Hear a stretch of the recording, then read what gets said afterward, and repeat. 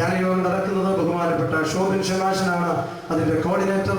കഴിഞ്ഞ വർഷം ഈ അത്ഭുതം കാണാൻ ആദ്യമായിട്ട് ഇതിൻ്റെ പരിസരത്ത് വന്നു, പിന്നെ പ്രാർത്ഥിക്കാൻ വന്നു, പിന്നെ അകത്ത് കയറി, പിന്നെ മദ്ബഹായിൽ ശുശ്രൂഷയ്ക്കായിട്ട് കൂടി, പിന്നെ ബുധനാഴ്ച പ്രസംഗത്തിന് വന്നു, വെള്ളിയാഴ്ച വന്നു. ഇപ്പോൾ അദ്ദേഹം അമ്മയുടെ മധ്യസ്ഥതയാൽ അനുഗ്രഹത്താൽ ഷമാഷനായി ഇനി പൗരോഹിത്യത്തിൻ്റെ പടിയിലേക്ക് പ്രവേശിക്കുവാൻ പഠന കളരിയിലാണ്. ബഹുമാനപ്പെട്ട ഷോബിൻ ഷമാഷിനെയും സന്തോഷപൂർവ്വം സ്വാഗതം ചെയ്യുന്നു. അതുപോലെ ഗാന ശുശ്രൂഷ നിർവഹിക്കുന്നത് ശ്രീ പീറ്റർ ചേരാനല്ലൂർ എറണാകുളമാണ്. ശ്രീ പീറ്ററിനോടുമുള്ള സ്നേഹം അറിയിക്കുന്നു. ഈ ദിവസങ്ങളിലെ രാത്രിയും പകലും ഇവിടെ ഗാന ശുശ്രൂഷയിലൂടെ ഈ 3 ദിവസം, ഈ 13 മാസം തികയുന്ന ഈ ദിവസങ്ങൾ ഇന്ന് രാത്രിയിലും നാളെ രാത്രിയിലുമായി ഈ ധ്യാനവും ഗാന ശുശ്രൂഷയും ഒക്കെ നടത്തി ദൈവത്തിൻ്റെ പരിശുദ്ധാത്മാവിനാൽ ഇവിടെ നിറയപ്പെടുവാൻ തക്ക വിധത്തിലുള്ള ക്രമീകരണങ്ങൾ ചെയ്തിരിക്കുകയാണ്. വന്നു ചേർന്നിട്ടുള്ള വിവിധ സ്ഥലങ്ങളിൽ നിന്ന് വന്നു ചേർന്നിട്ടുള്ള എല്ലാ വിശ്വാസികളെയും സ്നേഹപൂർവ്വം ഈ ഇടവകയിലേക്ക് സ്വാഗതം ചെയ്യുന്നു.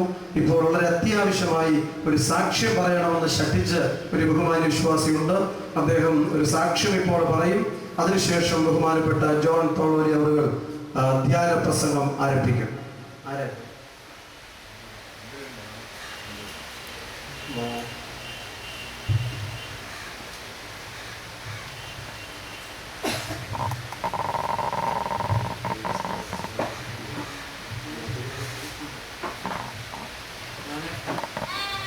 നമ്മളെ കല്യാണം കഴിഞ്ഞിട്ട് 16 വർഷമായി. പലയിടത്തും ചികിത്സയ്ക്ക് പോയിട്ട് പിള്ളേരുടെ വിഷമത്തിരിക്കുമ്പോൾ അടൂർ ലൈഫ് ലൈനിൽ ഒരു ചികിത്സ ചെയ്യാൻ വന്നു. ഈ പള്ളിയിൽ വന്ന് മാതാവിനെ കണ്ട് പ്രാർത്ഥിച്ച് ഇവിടുത്തെ ബുക്കിനകത്ത് എൻ്റെ ആവശ്യം എഴുതുകയും പ്രാർത്ഥിക്കുകയും ചെയ്തു പോയി.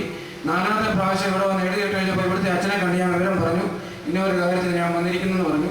അപ്പോൾ അച്ഛൻ പറഞ്ഞു, അതിന് കുഴപ്പമില്ല, ഞാൻ പ്രാർത്ഥിച്ചോളാം, നാളെ വരുമ്പോൾ നല്ല റിസൾട്ടുമായിട്ട് ഇവിടെ വരുമെന്ന് പറഞ്ഞു, അതിനുള്ള അനുഗ്രഹം കിട്ടുമെന്ന് പറഞ്ഞു.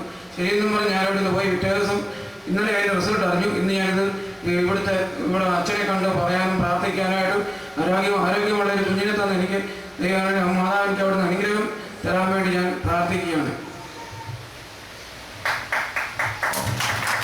ദൈവസ്ഥിരത്തിൽ നമുക്ക് നന്ദി കരയറ്റി സ്തുതിച്ച് പ്രാർത്ഥിക്കാം.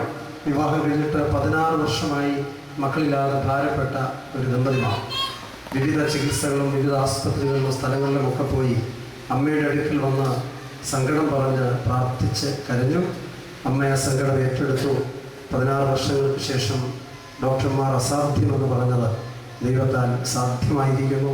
അറിഞ്ഞപ്പോൾ തന്നെ ആ മനുഷ്യൻ രാവിലെ ഓടി അമ്മയുടെ അടുക്കൽ നന്ദി പറഞ്ഞ് ഇവിടെ അത് പറയണം എന്ന് പറഞ്ഞ് ഇരിക്കുകയായിരുന്നു.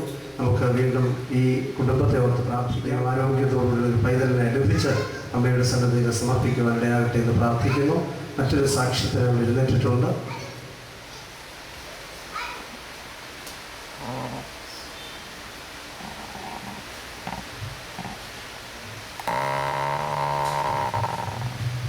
എൻ്റെ വീട് പുത്തൻകുരിശിലാണ്. ഞാൻ കല്യാണം കഴിഞ്ഞിട്ട് 7 വർഷമായി. ആദ്യത്തെ കുട്ടി ഉണ്ടായതിന് ശേഷം 5 വർഷം കഴിഞ്ഞിട്ട് കുട്ടികളില്ലാതെ ഞാൻ വിഷമിച്ച് 1 വർഷത്തോളം ഡോക്ടറെ അടുത്ത് പോയി ചികിത്സയും കാര്യങ്ങളായിട്ട് നടന്നു. 1 വർഷം ഞങ്ങൾ ഇനി ഒരു മോള് മതിയെന്ന് വിചാരിച്ചുകൊണ്ട് ഞങ്ങളിരുന്നു. അന്നേരമാണ് മമ്മി ഇവിടെ വന്നിട്ട്, അന്നേരം ഇവിടെ അത്ഭുതം നടന്നു കാണാൻ മമ്മി ഇവിടെ വന്ന് പ്രാർത്ഥിച്ചപ്പോൾ മമ്മി ഞങ്ങളോടാരും പറഞ്ഞില്ല, ഇവിടെ ഒരു ബുക്കിൽ എഴുതിയിട്ടിട്ട് പോയി. അങ്ങനെ ഇരിക്കുമ്പോഴാണ് ഞാൻ വൈഫ് പറഞ്ഞ് ഞങ്ങളറിഞ്ഞു നിങ്ങളിവിടെ ഒരു സംഭവം നടക്കുന്നുണ്ട്. അപ്പോൾ ചേട്ടൻ വിശ്വസിച്ചില്ലെങ്കിലും നിന്ദിക്കരുതോ എന്ന് എന്നോട് പറഞ്ഞിട്ടാണ് ഈ കാര്യം പറയുന്നത്. അങ്ങനെ പറഞ്ഞ ഒരു ഞായറാഴ്ച ആയിരുന്നു അത്. ഞങ്ങൾ വൈഫ് ഹൗസിട്ട് പോകാനായിട്ട് കാറിൽ കയറി പോന്നപ്പോൾ എനിക്ക് വരുമാനം കുറവും ചിലവ് കൂടുതലുള്ള ഒരു സിറ്റുവേഷനിലാണ് ഞാൻ നടന്നു പോയിക്കൊണ്ടിരിക്കുന്നത്. അന്നേരം വൈഫിനോട് പറഞ്ഞു, എല്ലാവരും പോയില്ലേട്ടാ, നമുക്കും കൂടെ കൂടി ഒന്ന് പോകണമല്ലോ എന്ന് പറയുക. അന്നേരം ഞാൻ എൻ്റെ മനസ്സിൽ വിചാരിച്ചു, ഇപ്പോൾ പെട്രോൾ അടിക്കാനൊന്നും പൈസ ഇല്ലല്ലോ, കുറച്ച് പൈസ ആവില്ലേ അതിന് എന്ന് വിചാരിച്ച് അന്നേരം 250 രൂപയേ ഉള്ളൂ. സമയമുണ്ട് അച്ഛാ എന്ന് പറയാം. 250 രൂപയേ ഉള്ളൂ. ഞാൻ പെട്രോൾ പമ്പിൽ പോയി, ഡീസലാണ് എൻ്റെ വണ്ടി, ഞാൻ പെട്രോൾ അടിക്കുന്ന സ്ഥലത്ത് കൊണ്ട് വണ്ടി നിർത്തി പെട്രോൾ 250 രൂപയ്ക്ക് ഞാൻ പെട്രോൾ അടിച്ചു. അപ്പോൾ എൻ്റെ വൈഫിനോട് ചോദിച്ചു, ചേട്ടാ എന്നോട്ടാ ഈ കാറിൽ പെട്രോൾ അടിച്ചു തുടങ്ങി എന്ന് ചോദിക്കുകയാണ്. അന്നേരം ഞാൻ ഓർത്തത് ദൈവമേ, ഡീസലായിരുന്നല്ലോ അടിക്കേണ്ടത്. അപ്പോൾ തന്നെ ഞാൻ കമ്പനിയിൽ വിളിച്ച് പറഞ്ഞു. കമ്പനിക്കാർ ഒരു 5 മിനിറ്റിനുള്ളിൽ അവിടെ വന്നു. അപ്പോൾ ഞാൻ ചോദിച്ചു, നിങ്ങളിങ്ങനെ എത്ര പെട്ടെന്ന് ഇവിടെ വന്നേ എന്ന് ചോദിച്ചപ്പോൾ അവർ പറഞ്ഞു, ചേട്ടൻ വിളിക്കുമ്പോൾ ഞങ്ങളിവിടെ തൊട്ടടുത്തുണ്ടായിരുന്നു. അങ്ങനെ അവരത് വണ്ടി ശരിയാക്കി ഞങ്ങൾ പോയി. അതിനുശേഷം ഞങ്ങളിവിടെ പിറ്റേ ആഴ്ച ഇവിടെ വന്നു. പള്ളിയിൽ വന്ന് പ്രാർത്ഥിച്ച് ഞങ്ങൾ ബുക്കിൽ എഴുതിയിട്ടു. അന്നേരമാണ് മമ്മി പറയുന്നത്, ഞാനിവിടെ പ്രാർത്ഥിച്ച് ഇവിടെ എഴുതിയിട്ടുണ്ടായിരുന്നു. അങ്ങനെ ഞങ്ങൾ പ്രാർത്ഥിച്ച് പോയി. 1 മാസം കഴിഞ്ഞപ്പോൾ ഞങ്ങൾക്ക് അറിയാൻ സാധിച്ചു എൻ്റെ ഭാര്യ ഗർഭിണിയായി. അപ്പോൾ ഞങ്ങളെല്ലാം പ്രാർത്ഥിച്ചു, ആദ്യത്തെ ഒരു മോളാണല്ലോ, രണ്ടാമത്തെ ഒരു ആൺകുഞ്ഞിന് തന്നെയെന്ന്. അങ്ങനെ കഴിഞ്ഞ 12-ാം തീയതി എൻ്റെ വൈഫ് പ്രസവിച്ചു. ഒരാൺകുഞ്ഞിനെ എനിക്ക് തന്നു. ഞാൻ നന്ദി പറഞ്ഞു. എന്ത് തന്നു? ദൈവമേ സ്തോത്രം. എറണാകുളത്തെ സെറാഫ് ഹോസ്പിറ്റലായിരുന്നു. അവിടെ നിന്ന് PVS ഹോസ്പിറ്റലിൽ കൊണ്ടുപോകാൻ പറഞ്ഞു. നുറങ്ങിയ ഹൃദയത്തോടെ ഞാൻ കൊച്ചിനെ കൊണ്ട് PVS ഹോസ്പിറ്റലിൽ ചെന്നു. അവിടെ ചെന്നപ്പോൾ ശനിയാഴ്ച വൈകുന്നേരമായപ്പോൾ ഡോക്ടർ പറഞ്ഞു, ടെസ്റ്റുകളൊക്കെ നടത്തിയിട്ടുണ്ട്, നാളെ പറയാം. അപ്പോൾ ഞാൻ ICUവിൽ ചെന്ന് നോക്കിയപ്പോൾ അവർ പറഞ്ഞു, സിസ്റ്റർമാരങ്ങോട്ടും പറയുകയാണ്, വെന്റിലേറ്റർ എടുത്തുകൊണ്ട് വാ, അതെടുത്തുകൊണ്ട്. അപ്പോൾ ഞാൻ ചോദിച്ചു, എൻ്റെ കൊച്ചിന് വേണ്ടിയിട്ടാണോ എന്ന് ചോദിച്ചു. അപ്പോൾ പറഞ്ഞു, അല്ല, നിങ്ങളുടെ കൊച്ചിന് വേണ്ടിയിട്ടല്ല എന്ന് പറഞ്ഞ് പുറത്തേട്ട് മാറി. എന്നോട് പുറത്ത് പൊക്കി നിൽക്കാൻ പറഞ്ഞു. കുറച്ച് കഴിഞ്ഞപ്പോൾ ഞാൻ വീണ്ടും ഉള്ളിൽ ചെന്നപ്പോൾ ഞാൻ നോക്കിയപ്പോൾ എൻ്റെ കൊച്ചിനെ എവിടെ കിടത്തേക്കണമെന്ന് ചോദിച്ചു. അപ്പോൾ അവർ പറഞ്ഞു, ഇവിടെ ഒരു മുറിയിലാണെന്ന് പറഞ്ഞു. ഞാൻ നോക്കിയപ്പോൾ വെന്റിലേറ്റർ ഒന്നിക്കൊണ്ട് സിസ്റ്റർ ആ മുറിയിട്ടാണ് പോകുന്നത്. അപ്പോൾ സിസ്റ്ററോട് ചോദിച്ചു, സിസ്റ്റർ ഈ വെന്റിലേറ്റർ ഒന്നുകൊണ്ടൊന്ന് എൻ്റെ കൊച്ചിൻ്റെ മുറിയിട്ടല്ലേ എന്ന് ചോദിച്ചപ്പോൾ സിസ്റ്റർ പറഞ്ഞു, അതേന്ന്. ഞാൻ ഡോക്ടറെ അടുത്ത് ഓടി ചെന്നു. ഡോക്ടർ, എന്താണ് ഇപ്പോൾ സിറ്റുവേഷൻ? അപ്പോൾ ഡോക്ടർ പറഞ്ഞു, നിങ്ങളുടെ കൊച്ചിവിടെ വരുമ്പോൾ 3 പ്രാവശ്യം ഫിക്സ് ഉണ്ടായിരുന്നു. ഇവിടെ വന്നതിന് ശേഷം 2 പ്രാവശ്യം ഫിക്സ് ഉണ്ടായി. ഇനി ഉണ്ടായാൽ അവൻ്റെ വെന്റിലേറ്ററിൽ ഇടണം, മെഡിസിൻ കൊടുക്കാൻ പറ്റത്തില്ല.